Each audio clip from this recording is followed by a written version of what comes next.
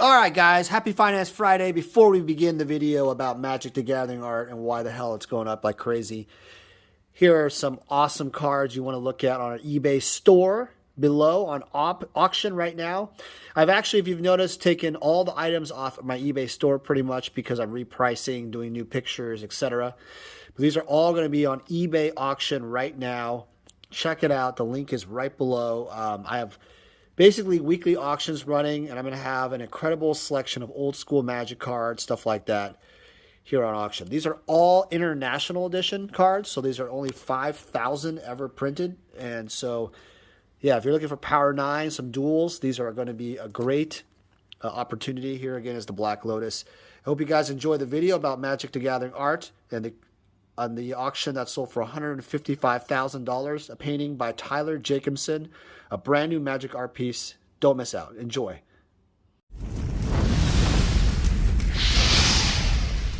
Vintage Magic. Game, collect, invest.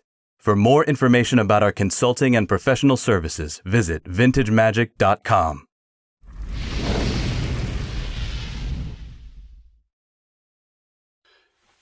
All right, guys, welcome back. It's me, Daniel, with vintagemagic.com. And yes, I want to do a video today for Finance Friday about the Magic the Gathering art industry. What the hell's going on? Recently, there was a painting that sold for $155,000 on the Facebook group MTG Art Market. I will put the link of that post below. It was a painting done by Tyler Jacobson. He used to be a digital artist primarily, and now he's converted over from digital to more traditional work.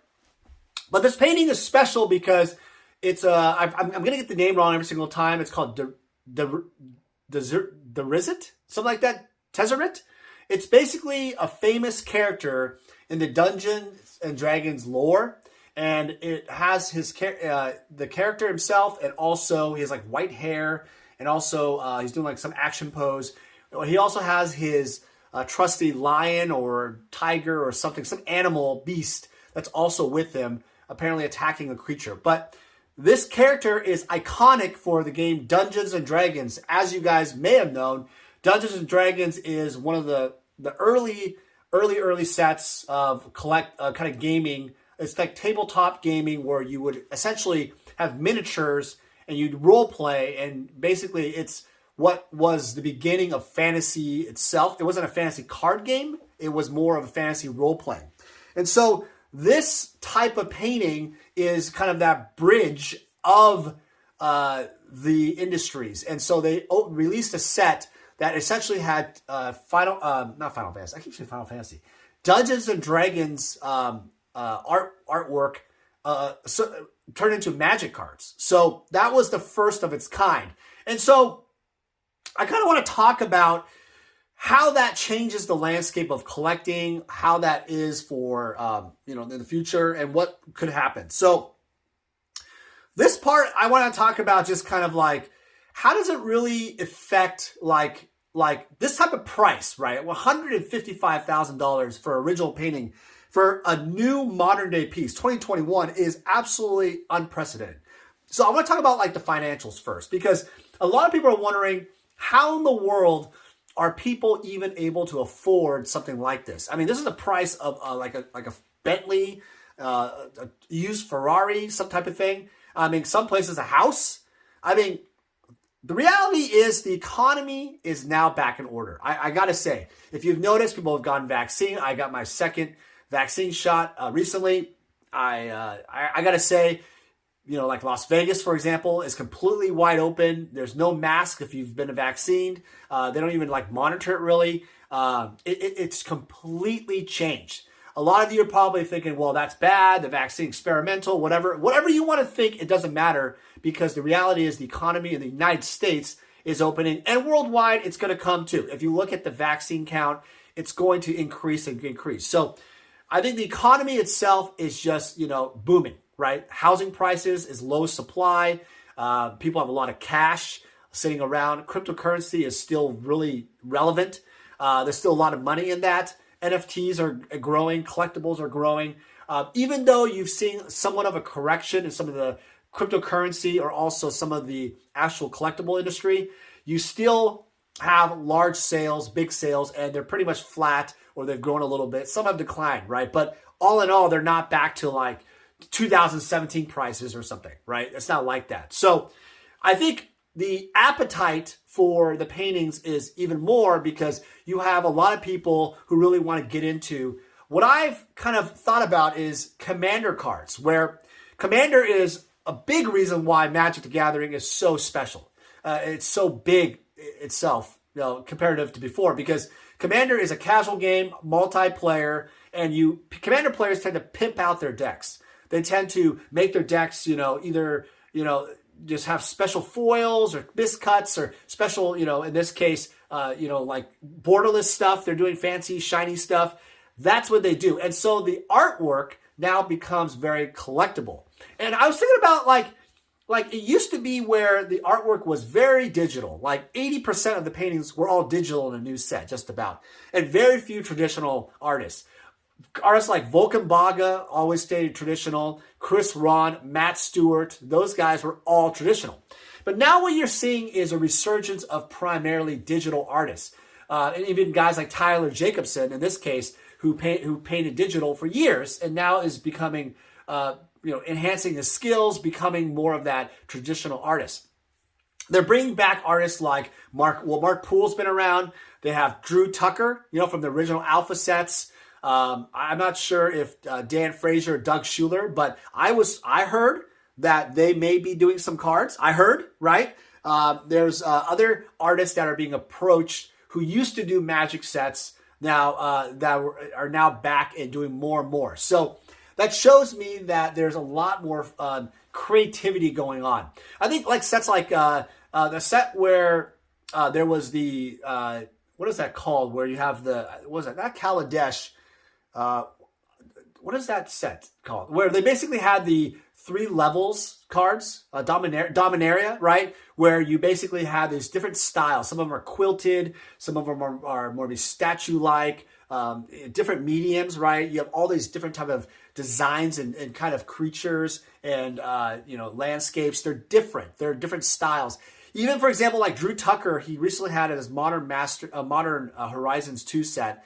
It was this card where it was just like more of like a abstract type of feel. But that type of thing shows me that the art direction is now going back to freedom, creativity. I think the art can't just be like a video game, right? Style. They're going towards more various styles. So I really like that about Wizards. I like what the direction they're going. And I like that there's going to be so much awesome art. So I think that's part of it, is that you're seeing a huge resurgence of our new art looking kind of old in a way, or whatever the style of the artist, what they feel. There's art direction, obviously, but there's obviously different texture styles, just different designs that are kind of older that I really appreciate. Especially, it looks great with those old frames. So I kind of talked about the economics of the whole thing and everything. I think that now that we've kind of established kind of the direction of Magic art, new Magic art's going, I kind of feel like there's going to be a question that's always asked. Is it a bubble? Is it something where people are going to start selling out of their art, the newer art, and you're going to find that they're not going to be able to resell for anything close to the prices? Another piece of art, for example, was Tiamat, another piece from the Dungeons & Dragons series with Magic. Sold for $65,000, a piece by Chris Ron, awesome artist.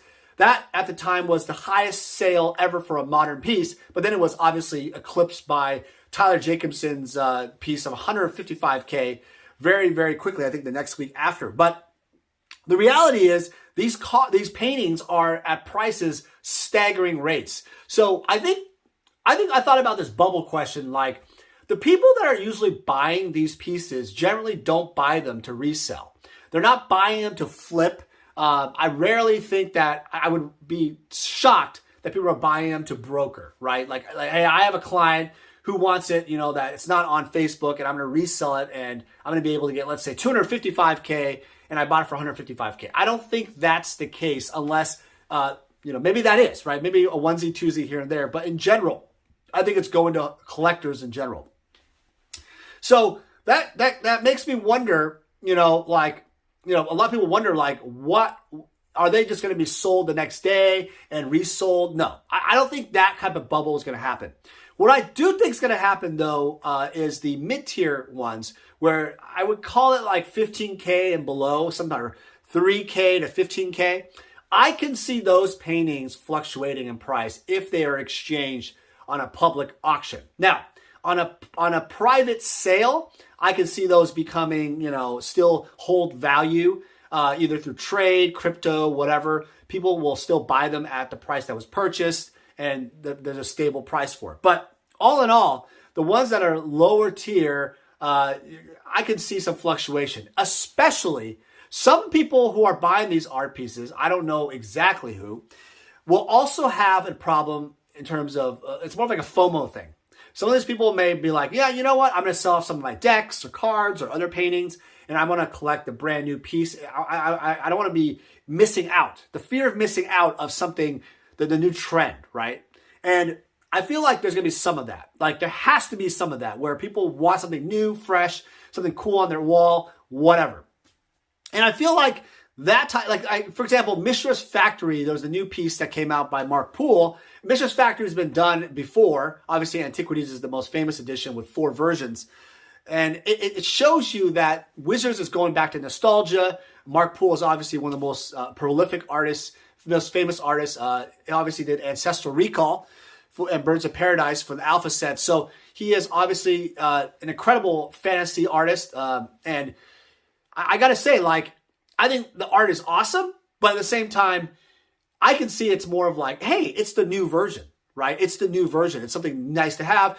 Why not that piece go for like, 15, 20,000? I may not be able to really afford it, but I'm going to maybe sell off some of my older ones that are just sitting around and get a different piece. It's like different furniture or new whatever, right? It's a different style, right? That fits me maybe better. So I can see some of that happening. I also can see other collectors selling some of their artwork that is the older sets, not like Alpha or something, but I'm talking about older sets that just they don't like anymore. Maybe might be Exodus, Nemesis, Mirage, something like that. Sets like that where they don't fit, that they're too themed, right? And they would rather buy something in the newer age of Magic, especially in this Commander age of Magic. So I can see a lot more of that occurring. Another thing I noticed was sketches. And something I'll hallmark is that I love collecting sketches. It's one of my most favorite things to collect and invest in. I'm a lover of Chris Ron's work in the sketch world. It's really detailed, really nice quality. I really like Matt Stewart's work. I haven't seen a Matt Stewart piece for a long time, but he does great sketches. So sketches is a thing that people collect. And I will say that the prices of those are astronomical. Like recently, the Timat Chris Ron sketch sold for almost like $8,500. $8,500 for a sketch. For a sketch. I mean, I remember paying for some of Chris Ron's, the most I paid were like $3,000-ish. I never thought a sketch would go for $8,500 or I think it was $8,800. I don't know, something insane, right? So that tells me that there is a massive appetite for it. Another thing I will mention is that the print world is changing too. You also have artists when if you're wanting to buy some collectibles, artwork that isn't the original artwork, you could buy the prints and they go fast. What's going on is that artists are starting to put limited edition prints rather than doing mass-produced prints. So if you want mass-produced prints, they probably have an unlimited run, but they also have very few, like 1 of 20, 1 of 10, whatever, 1 of 1 sometimes, prints that are either canvas or paper. I think Seb McKinnon did like some 1 of 1 canvas prints, and they're worth incredible amounts of money because that's the only print he does, right? So I will say, if you're interested in prints, it's a great investment, a great collectible, supporting the artist, etc. Also, you can also find them, find artist proofs and other type of things that they have on their website too. If you just Google their name or go to Facebook, that is the best way to purchase any artist product. All right, so I'm going to wrap this video up for Finance Friday. I get asked the question a lot here, like, where is it going to go? Where is the Magic the Gathering art market? Right now, we've hit these milestones where you see these pieces go for even more than alpha art. These new pieces, like the Tyler Jacobson piece, go for $155,000. Eclipses, I mean, for example, the demonic tutor from Heritage Auctions sold for like $175,000. And that piece is a huge, huge piece for the Magic Gathering historical world. It's an alpha piece by Doug Schuler. But that 5x7 piece, while very iconic for Magic players, I mean, this Dungeons & Dragons piece selling for $155,000 presents a new era of like iconicness. We have to appreciate that these new pieces actually are iconic to the players and also the multi-generations of, you know, maybe the cross generation, the cross collecting of playing of like the Dungeons and Dragons world of the 80s and stuff, I think even 70s. And you basically now have it cross with Magic the Gathering.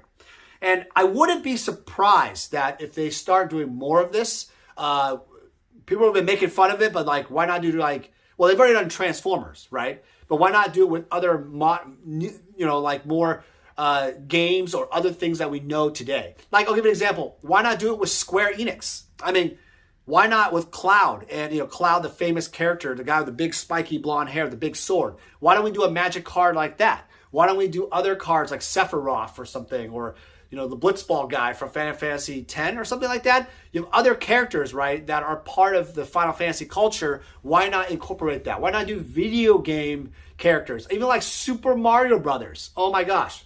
Why not do a Nintendo secret lair of these type of cards, and then the artwork comes across, and then it's more mainstream?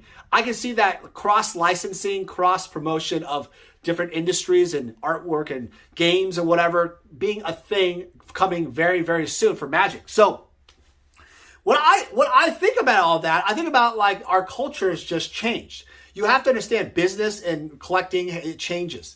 And the collecting has evolved from, it used to just be like, okay, you have like the Ice Age block, you have these winter type of cards, you have the Mirage block, you got Tempest, you got Exodus, you got different types of theme sets. I think these theme sets do exist in some way, that always will, because the lore and the storytelling will exist with Magic. But I also believe that it's gotten kind of old. And so guys like Nicol Bolas, Ugin, those type of guys, Jace, Chandra, we've done so much of that type of storytelling that the storytelling is starting to evolve and change. And especially now with LGS stores coming back and stuff like that, and Wizards realizing that, do we really need to have that kind of product at an LGS store? No, we're going to do it online exclusively for the secret lairs. These specialty products that can print whatever the hell they want and give artists more business, more creativity in their artwork, and thus more collecting. So that's what my take on it. I hope you guys learned something from this. Tell me in the comments below what you think is going on with the art market. I want to know if you've picked anything up recently. Do you think it's going to, go down, up? Do you think it's like, what do you think about this question? Digital artists. This is another video I'll have to do later on, but what do you think about digital artists going over to traditional art? Some people have told me, man, they're selling out for more money. That's really what it is, right? Or is it because they really always wanted to do more traditional, and now it gives them, now they have the time to do that traditional work because the values of the paintings like really warrant that, right? So, obviously you do digital art because of speed and, flexibility, but if you're able to sell an original piece, you're able to get a lot more for your time and money, and that it is a business for illustrators, right? And obviously in this case of Tyler Jacobson selling the piece for $155K, it shows and proves that there is an appetite for the market. I mean, people are selling pieces of 5 figures all the time. So is it selling out, or is it more about now it's worthy? They've always wanted to pay traditional, but now it's proven that you can get more money out of it. Like to hear those comments below. Hope you guys have a great weekend, and we'll do a video about that topic next time. You guys take care, and tell me in the comments below what this piece is called and from what set. Take care. Hey guys, it's me, Daniel with VintageMagic.com. Today I want to talk to you more about our artist representation services. If you have a portfolio of artists that you're looking for a commission, artist proofs, alters, signings, we are the one-stop shop you need. No one in the world has handled more important and rare Magic the Gathering art than myself. I've worked with some of the most iconic Magic the Gathering artists in working to acquire their original Magic art. The artist representation service at VintageMagic.com is a one-stop shop. Being an art collector myself, I know how important it is that your time needs to be saved. What happens is you have lots of different artists around the world to manage and contact. Why not have a company represent you on every single artist that you speak to? This way, every single commission, every artist proof, every alter, every signing is managed as a one-stop shop. I've had tremendous experience in working with Magic the Gathering artists all over the world, and I look forward to helping you complete your Magic the Gathering art collection. Vintage Magic. Game, collect, invest. For more information about our consulting and professional services, visit vintagemagic.com.